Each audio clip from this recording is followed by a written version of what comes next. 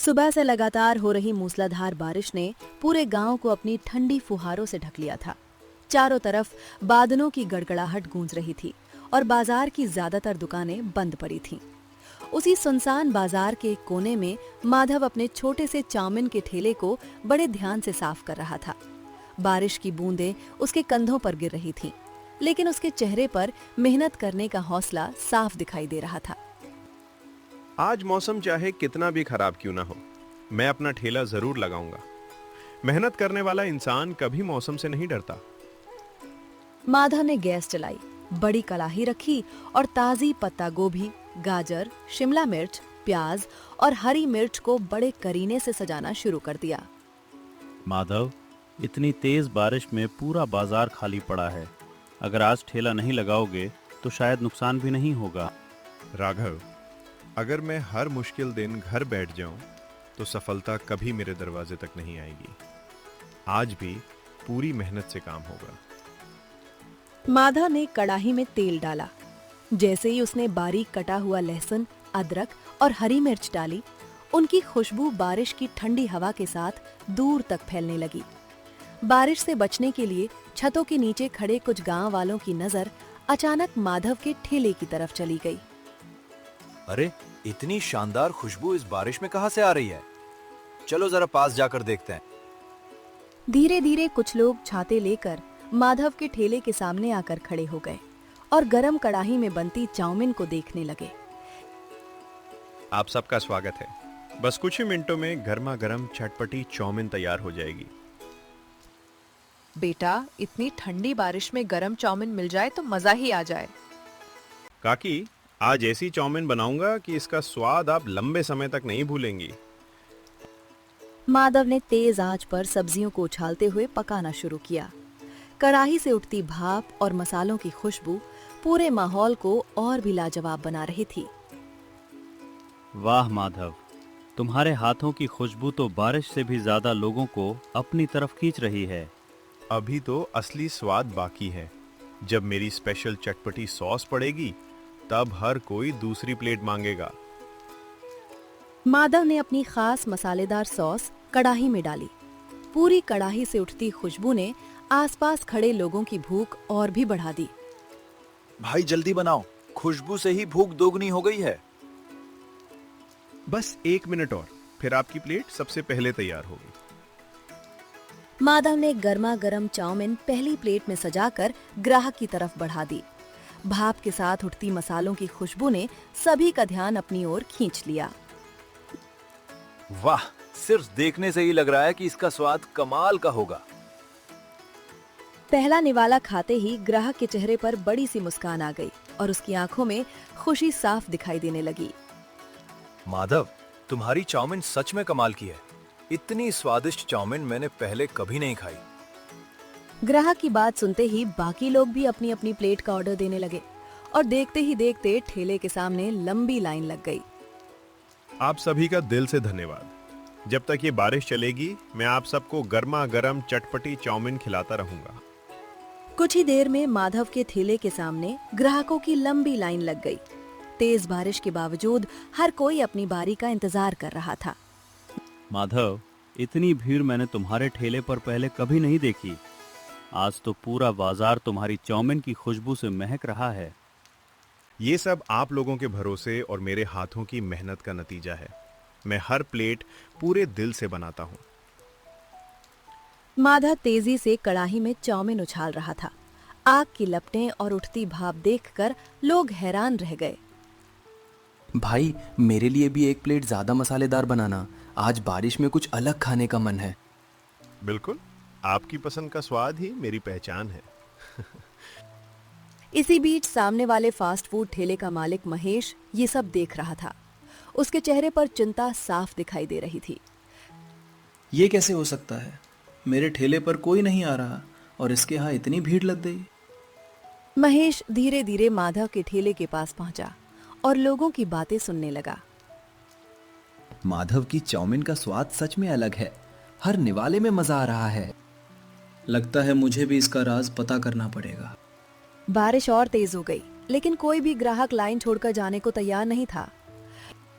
माधव, बारिश तो रुकने का नाम ही नहीं ले रही, फिर भी लोग सिर्फ तुम्हारी चाउमीन के लिए खड़े हैं। अच्छा खाना हमेशा लोगों को अपनी तरफ खींच लेता है, चाहे मौसम कैसा भी हो। अचानक तेज हवा के साथ बारिश और भी जोरों से होने लगी। हवा इतनी तेज थी कि ठेले के ऊपर लगा तिरपाल जोर जोर से फड़फड़ाने लगा। माधव, अगर तिरपाल उड़ गया तो सारा सामान भीग जाएगा और चाउमीन बनाना मुश्किल हो जाएगा। घबराओ मत राघव, पहले तिरपाल को अच्छी तरह बांधते हैं। ग्राहकों का खाना किसी भी हालत में खराब नहीं होना चाहिए।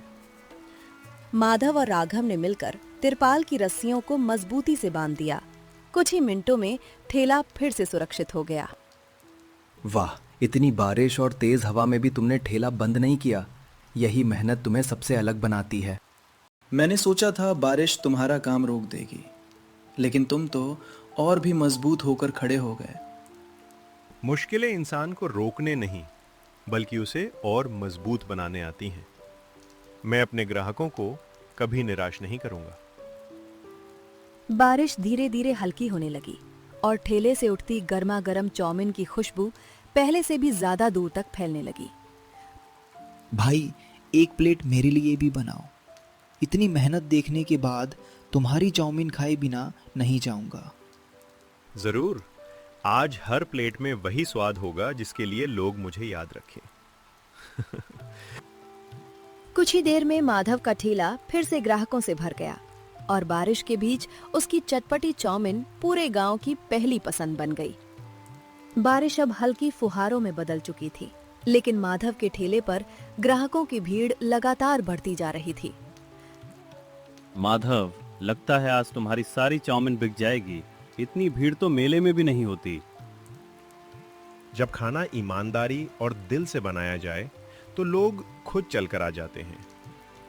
उसी समय एक सफेद कार धीरे धीरे बाजार के सामने आकर रुकी। सभी लोग उत्सुकता से उसकी ओर देखने लगे। लगता है कोई बड़ा मेहमान गांव में आया है। कार से शहर का एक प्रसिद्ध होटल मालिक उतरा। वो बारिश में फैली चाउमीन की खुशबू का पीछा करते हुए सीधे माधव के ठेले तक पहुंच गया। नमस्ते, क्या यही वो ठेला है जिसकी खुशबू पूरे बाजार में फैल रही है? जी हाँ, आपका स्वागत है। अगर आप चाहें तो मेरी स्पेशल चटपटी चाउमीन का स्वाद चख सकते हैं। माधव ने पूरी लगन और सफाई के साथ एक गर्मा गर्म प्लेट तैयार करके होटल मालिक के सामने रख दी। वाह, खुशबू तो कमाल की है। अब देखते हैं स्वाद भी उतना ही शानदार है या नहीं। जैसे ही होटल मालिक ने पहला निवाला खाया, उसके चेहरे पर मुस्कान फैल गई और वो कुछ पल बिना कुछ बोले खड़ा रहा। कमाल कर दिया तुमने। इतने शानदार स्वाद की चाउमीन मैंने बड़े बड़े शहरों में भी बहुत कम खाई है। वाह माधव, आज तो तुम्हारी मेहनत सच में रन ले आई। मैंने कभी नहीं सोचा था कि एक छोटे से ठेले तक शहर का होटल मालिक भी पहुंच जाएगा। माधव, अगर तुम्हें मंजूर हो तो मैं चाहता हूं कि अगले रविवार मेरे होटल के फूड फेस्टिवल में तुम अपनी यही स्पेशल चटपटी चाउमीन बनाओ। ये मेरे लिए बहुत बड़ा सम्मान है। मैं पूरी मेहनत से आपके मेहमानों को भी यही स्वाद चखाऊंगा। होटल मालिक की बात सुनकर पूरे बाजार में खुशी की लहर दौड़ गई। देखा माधव, मेहनत का फल देर से मिलता है, लेकिन मिलता जरूर है। ये सिर्फ मेरी नहीं, पूरे गांव की जीत है। आप सबके भरोसे ने मुझे यहाँ तक पहुँचाया है। माधव, मैंने तुम्हें हमेशा अपना प्रतियोगी समझा, लेकिन आज समझ आया कि असली जीत मेहनत और अच्छे व्यवहार की होती है।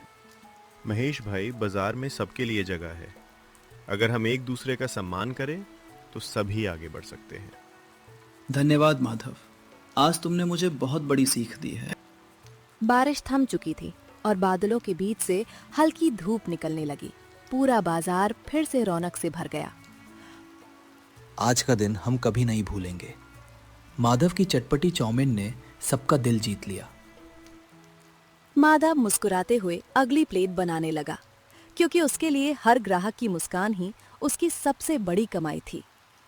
अगले रविवार सुबह सुबह माधव अपनी पूरी तैयारी के साथ शहर के बड़े फूड फेस्टिवल में पहुंच गया। चारों तरफ रंग बिरंगे स्टॉल और लोगों की भारी भीड़ थी। माधव, आज का दिन तुम्हारी जिंदगी बदल सकता है। बस उसी मेहनत और मुस्कान के साथ चाउमीन बनाना। मैं आज भी वही स्वाद बनाऊंगा जिसने मेरे गांव के लोगों का दिल जीता था। जैसे ही माधव ने कढ़ाई में सब्जियां और मसाले डाले, उनकी खुशबू पूरे फेस्टिवल में फैलने लगी। कुछ ही मिनटों में माधव के स्टॉल के सामने लंबी लाइन लग गई और दूसरे स्टॉल वाले भी हैरानी से उसे देखने लगे। माधव, मुझे पूरा विश्वास था कि तुम्हारा स्वाद यहाँ भी सबका दिल जीत लेगा। आपके भरोसे ने मुझे और भी मेहनत करने की ताकत दी है। हर प्लेट के साथ लोगों के चेहरे पर मुस्कान बढ़ती जा रही थी। कोई स्वाद की तारीफ कर रहा था तो कोई अपने दोस्तों को उसी स्टॉल पर बुला रहा था। इतनी लाजवाब चटपटी चाउमीन मैंने पहले कभी नहीं खाई। शाम तक माधव का स्टॉल पूरे फेस्टिवल का सबसे ज्यादा पसंद किया जाने वाला स्टॉल बन चुका था। आज के फूड फेस्टिवल का सबसे लोकप्रिय स्टॉल और सर्वश्रेष्ठ स्वाद का पुरस्कार जाता है माधव की चटपटी चाउमीन को। पूरा मैदान तालियों की गड़गड़ाहट से गूंज उठा। माधव की आंखों में खुशी के आंसू आ गए। ये सम्मान सिर्फ मेरा नहीं, उन सभी लोगों का है जिन्होंने हमेशा मुझ पर भरोसा किया। मुझे तुम पर गर्व है दोस्त। तुमने मेहनत की ताकत पूरी दुनिया को दिखा दी। माधव, आज मैं दिल से तुम्हें बधाई देता हूँ। तुम सच में इस सफलता के हकदार हो। धन्यवाद महेश भाई। सफलता तब और अच्छी लगती है जब उसे सबके साथ बांटा जाए। पुरस्कार जीतने के बाद भी माधव पहले की तरह विनम्र रहा और हर ग्राहक का मुस्कुराकर स्वागत करता रहा। माधव, मैं चाहता हूं कि अब तुम हमारे होटल के साथ मिलकर काम करो और अपने स्वाद को पूरे राज्य तक पहुंचाओ। ये मेरे जीवन का सबसे बड़ा अवसर है। मैं पूरी ईमानदारी और मेहनत से इसे निभाऊंगा। कुछ महीनों बाद माधव का नाम दूर दूर तक मशहूर हो गया और लोग उसकी चटपटी चाउमीन का स्वाद लेने के लिए अलग अलग शहरों से आने लगे। हमें गर्व है कि हमारे गांव का माधव आज सबकी पहचान बन गया है। मैं चाहे कितना भी आगे बढ़ जाऊं, अपने गांव और अपने पहले ठेले को कभी नहीं भूलूंगा। बारिश वाले उस छोटे से दिन ने माधव की पूरी जिंदगी बदल दी।